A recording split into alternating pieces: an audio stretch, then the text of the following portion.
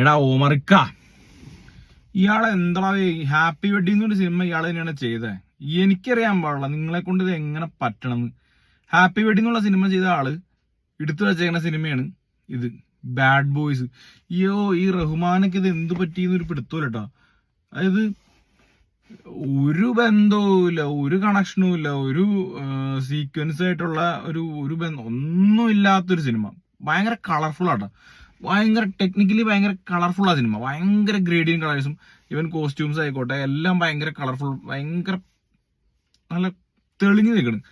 പക്ഷെ അതിനകത്ത് വേണ്ടപ്പെട്ടതായിട്ട് ഒന്നുമില്ല, കഥയില്ല, ഒരു കണ്ടിന്യൂറ്റി ഇല്ല, ഒരു തേങ്ങയില്ല. അത് എന്തൊക്കെയോ കാണിച്ച് കുറെ റീലൊക്കെ എടുത്ത് വെച്ച് എന്തൊക്കെയോ ഒരു സാധനം ഉണ്ടാക്കി വെച്ചേക്കണം.